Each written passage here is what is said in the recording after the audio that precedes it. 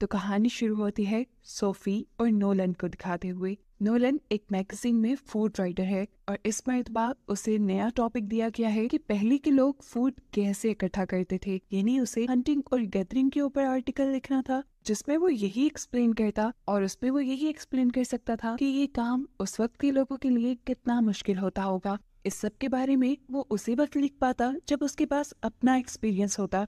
तो फिर क्या था, वो डिसाइड करता है कि वो खुद हंटिंग करेगा, लेकिन हंटिंग का उसे पहले कुछ भी पता नहीं। इसी सिलसिले में वो सोफी को लेकर सोफी के गांव आया है। सोफी के ग्रैंडपा एक हंटर थे और सोफी को भी बहुत अच्छी हंटिंग आती थी, लेकिन कई साल पहले सोफी ने हंटिंग करना छोड़ दिया था, जिसकी रीजन वो बताती है कि एक मर्तबा जब वो हंटिंग करने गई तो उसने हिरन की आंखों में देख लिया। उसकी मासूमियत देखकर सोफी के अंदर हिम्मत नहीं हुई उसे मारने की। उस दिन के बाद से आज तक ना तो उसने कभी शिकार किया और फिर ना ही कभी नॉन वेज खाया। और आज काफी सालों बाद वो नोलन के लिए दोबारा यहाँ आई थी, क्योंकि नोलन उसका फियांसी था। शिकार करने के लिए तो दिल उसका अभी भी नहीं मानता, लेकिन नोलन की हेल्प करने के लिए वो अपने बचपन के दोस्त काइल को बुला लेती है। काइल पहले नोलन को तीर चलाना सिखाता है। नोलन सीख तो रहा था, लेकिन तीर चलाकर शिकार करने के लिए बहुत प्रैक्टिस की जरूरत होती है और इन्हें तो शिकार अगली सुबह करना था, इसीलिए काइल उसे राइफल चलाना सिखाता है,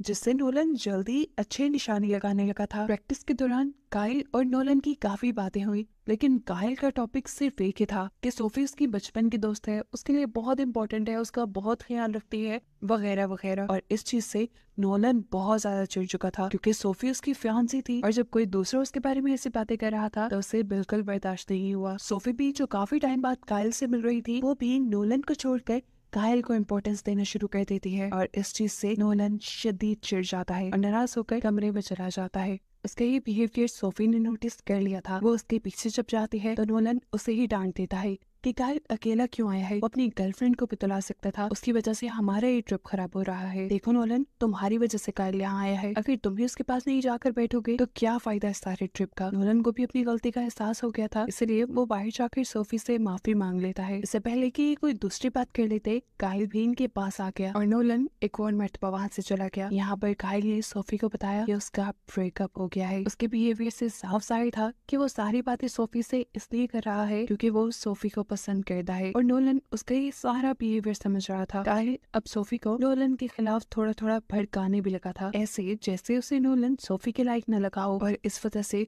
अब सोफी के दिल में भी ऊट पटांग के ख्यालात आने लगे। खैर, अब सुबह हुई तो हमने देखा कि काइल और नोलन अकेले ही जंगल की तरफ निकल रहे थे शिकार के लिए। यहाँ सोफी ने काइल की जेब में गुड लक के तौर पे एक बुलेट रखी और फिर ये दोनों जंगल के लिए निकल गए। अब थोड़ी ही दूर जाने पर इनके सामने एक हिरन भी आ गई। काइल ने नोलन से कहा, अच्छा मौका है, इसे मार दो। नोलन ने भी उस हिरन के ऊपर गन पॉइंट कर दी, लेकिन वो उसे मार नहीं पाया क्योंकि वो बहुत रहमदिल था। लेकिन काइल, जिसे शिकार की पहले से ही आदत थी, वो एक तीर निकाल कर फौरन उस हिरन को मार देता है। इस बार तो हिरन गिर तो गया था लेकिन मरा नहीं था। नोलन काइल से कहता है, इसे दूसरा तीर मारो ताकि इसका सारा दर्द, इसकी सारी सफरिंग खत्म हो जाए। लेकिन काइल ऐसा करने के बजाय दूर खड़ी एक और हिरन पर उसी के हाथ से बंदूक पकड़कर शूट कर देता है। इस बार से हिरन जख्मी तो हो जाती है लेकिन गिरती नहीं, बल्कि मौका पाते ही वहाँ से भाग जाती है। हिरन के जिस्म से खून निकल रहा था, जिसका पीछा करते हुए जल्दी से काइल उसके पीछे भागा, लेकिन थोड़ी ही दूर जाने पर वो निशान खत्म हो गए। पीछे से नोलन बार बार काइल के ऊपर चिल्ला रहा था, छोड़ो इस हिरन को,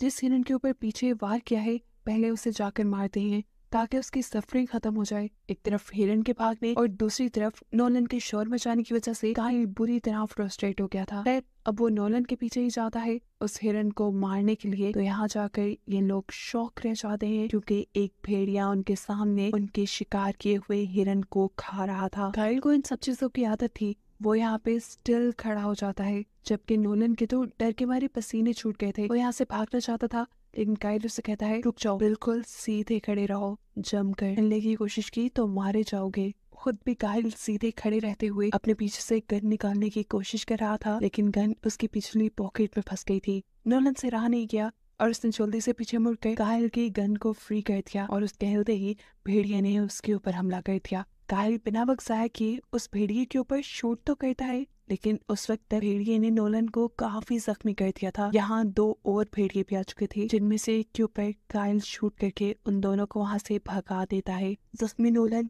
चीख चीख कर अब काइल काइल पुकार रहा था और काइल को तो उसकी हालत देखकर ही शौक लग चुका था। उसे समझ नहीं आई कि वो क्या करे। वो नोलन को यहीं जख्मी छोड़कर वापस चला जाता है। कांपता कांपता वो जैसे ही सोफी के पास पहुंचा तो अब उसकी हालत और भी ज्यादा खराब हो चुकी थी, क्योंकि उसे समझ नहीं आ रही थी कि वो सोफी को बताए क्या। सोफी उससे पूछती है, नोलन कहाँ है? घबराते हुए उसने जवाब दिया, नोलन के ऊपर भेड़ियों ने हमला कर दिया। मैंने उसे बचाने की कोशिश तो की, लेकिन तब तक भेड़ियों ने उसे काफी जख्मी कर दिया था। सोफी की आंखें फटी की फटी रह गई। उसे काइल पे यकीन नहीं हो रहा था। वो काइल से पूछती है, नोलन जिंदा भी है या मर गया? काइल कहता है, पता नहीं, मैं उसे वही छोड़ाया। अब नोलन को बचाने के लिए वो करीब से अपना कुछ जरूरी सामान उठाती है और नोलन को बचाने के लिए जंगल की तरफ निकल जाती है। अब क्योंकि सोफी ये नहीं जानती थी कि काइल और नोलन के साथ वो हादसा कहाँ पे हुआ, इसलिए काइल उसके साथ जाता है। जब तक ये लोग जंगल के उस पॉइंट पे पहुंचे तो वहां जाके इनके होश उड़ गए कि नोलन वहां नहीं था। फ्लैशबैक में दिखाया जाता है असल में नोलन खुद अपनी जान बचाने के लिए आहिस्ता आहिस्ता चलते हुए वहां से दूर निकल आया था। बाइक चलाते हुए सोफी अब वहां पर भी पहुंच जाती है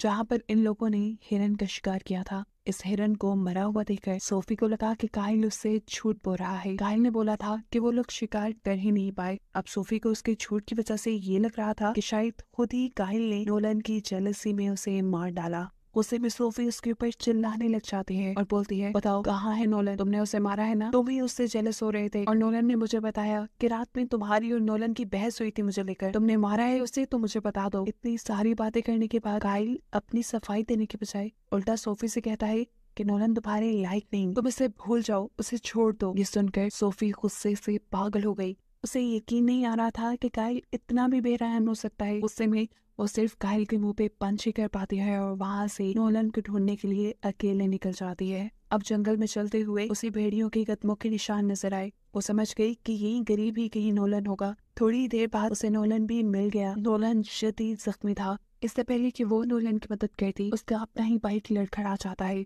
बाइक नोलन को भेंट कर सकता था, लेकिन सोफी ने नोलन को बचाने के लिए बाइक की डायरेक्शन मोड़ दी और उसका बाइक इस तरह एक दरख्त से टकरा कर क्रैश हो गया और ऐसे वो खुद भी जख्मी हो गई। यहाँ काइल जो दूर ही जंगल में मौजूद था, उसके सामने भी अब भेड़िए आ जाते हैं। भेड़िए उसे खौफनाक नजरों से देख रहे थे। काइल अपने आप को बचाने के लिए फौरन ही राइफल निकालता है, लेकिन उसकी बदकिस्मती कि उसे पता चला राइफल में गोलियां नहीं है। अपने आप को बचाने के लिए वो तीर कमान निकालता है, लेकिन इससे पहले कि वो भेड़िए के ऊपर हमला करता, भेड़िए ने ही उसके ऊपर बुरी तरह हमला कर दिया। दूसरी तरफ सोफी जो कि बाइक से गिर गई थी, वो बेहोश हो चुकी थी और जैसे ही उसके ऊपर होश आया, एक भेड़िया उसके ऊपर हमला करने ही वाला था, लेकिन तेजी से उसने अपना करीब पड़ा हुआ चाकू उठा लिया। वो भेड़िए के ऊपर वार कर ही रही थी कि ढलान से लुढ़क कर वो नीचे गिर गई और इस मर्तबा उसे बहुत बुरी चोट आई थी। उसका हाथ पूरी तरह टूटकर मुड़ चुका था। उसके पास इस वक्त सिर्फ तीर कमान थे अपने आप को इन भेड़ियों से बचाने के लिए, लेकिन दायां हाथ टूटने की वजह से वो तीर कमान चला भी नहीं सकती थी। वो यही सब सोच रही थी कि उसके सामने